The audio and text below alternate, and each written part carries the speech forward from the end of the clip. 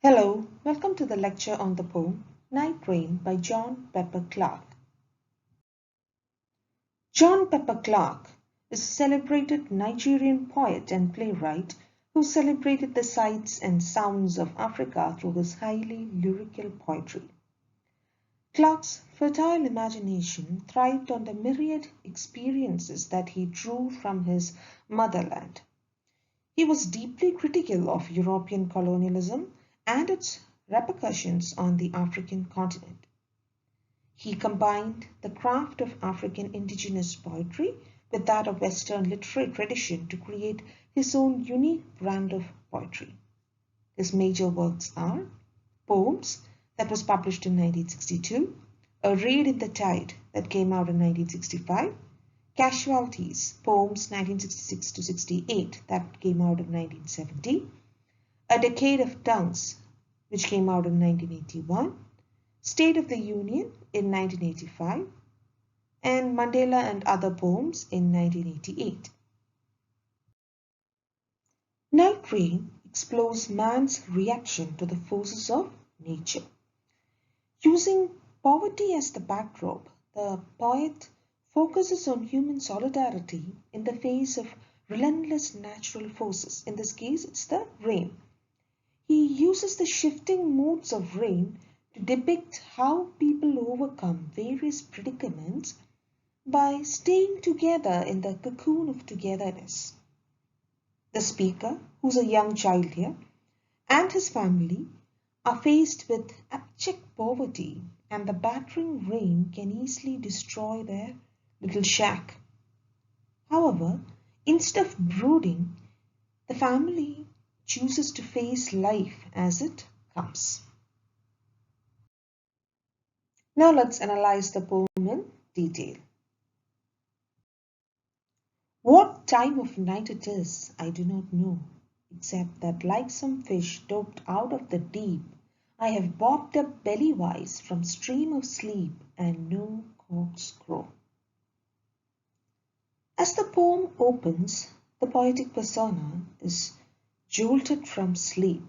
The little boy suddenly wakes from his deep sleep, and the atmosphere is one of confusion, tinged with fear. He doesn't understand the time, but he has been roused from his deep slumber.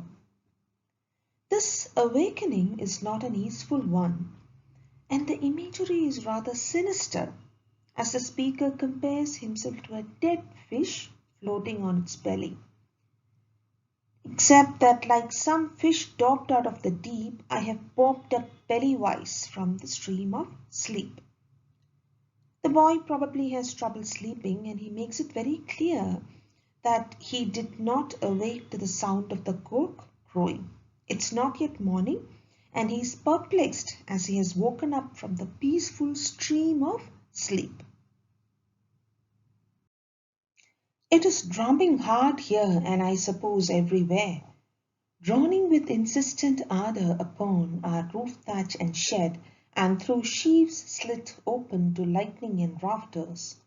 I cannot quite make out overhead. Great water drops are dribbling, falling like orange or mango, fruits showered forth in the wind. The insistent rhythm of rain is everywhere, and the poet depicts the loudness of rain as a consistent drumming that is universal. The images of poverty are merged with this as the poet makes references to the shed and its thatched roof which is leaking in the rain. The image of rain is not suggestive of nature's destructive potential. Instead, rain here becomes an impassive force that is perhaps indifferent to human plight. The atmosphere is dark and the speaker listens intently to the rain. He feels that the great drops of rain are like fruits falling down. He says great water drops are dribbling, falling like orange or mango, fruit showered forth in the wind. The image of a fruit rain is rather unusual, and can be taken as a cleansing image that suggests the vitality of nature. Or perhaps I should say so. Much like beads I could in prayer tear them on string as they break in wooden bowls and earthenware. Mother is busy deploying about our roomlet and floor. Although it is so dark, I know her practiced step as she moves her bins, bags, and vats out of the run of water that like ants gain possession of the floor. The speaker says that he is very familiar with the sound of rain as he is with the beads of the prayer strip or rosary.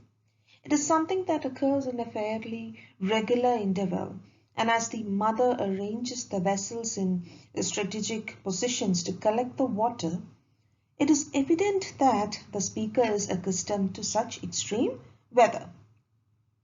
Because look at it, it is dark, yet the mother knows where to place the vessels. It is dark, yet the speaker is sure of his mother's presence. So all the members of the family understand this ritual. The boy is not complaining about their poverty, but he has accepted it as a fact of life. There is nothing that he can do to prevent this situation at this point of time, and therefore he looks at it in a rather matter-of-fact manner. He humorously compares the water droplets to ants that try to seek control of the flow. So you can say that the rain is treated like how one would greet an old friend. Do not tremble then, but turn, brothers, turn upon your side of the loosening mats to where the others lie. The speaker reassures his brothers, possibly little ones. He urges them to turn back and go to sleep. He is comforting them and at the same time advising them to ignore the rain and go back to sleep with the other children. As the older sibling, he is perhaps more experienced than the others. They cannot afford to flinch in the face of adversity. They have to face it bravely and look for better options. The image of poverty is sustained in these lines as well, and here the poet talks about, or the speaker refers to, the loosening mats where all the children lie huddled. A lack of space is implied, but there is also a sense of comfort in their togetherness. We have drunk tonight of a spell deeper than the owls or bats. The wet of wings may not fly, bedraggled upon the Iroko. They stand emptied of hearts, and therefore will not stir. No, not even at dawn, for then they must scurry in to hide. As the rain pelts the earth heavily, even night birds like owl won't venture forth as they sit drenched on the Iroko tree. Iroko tree is associated with spirits, and owls and bats are again symbols of the dark. The poet might be bringing in these references to suggest the potency of nature as evidenced by the relentless rain. The owl and the bat cannot fly in this rain, and even their hearts are empty. They have no spirit left to fight the rain and are calmly accepting of the tumultuous rain. In fact, these creatures won't even go out as morning approaches, as they will have to rush back to their nests. There is a strange sort of harmony as the human world and the animal world nestle from the rain. As the humans lie huddled in their huts, owls and bats too remain tired to fight the rain. So let us roll over on our back and again roll to the beat of drumming all over the land, and under its ample soothing hand, joined to that of the sea, we will settle to sleep of the innocent and free. The speaker feels that they should embrace the soothing rhythm of rain and be at peace. They will draw sustenance from the rejuvenating powers of the rain and be lulled back to sleep or a state of serenity. As the rain joins the sea, it implies a sense of completion, and the idea is that now there will be sleep. Though night is a symbol of darkness, rain can be taken as a symbol of cleansing.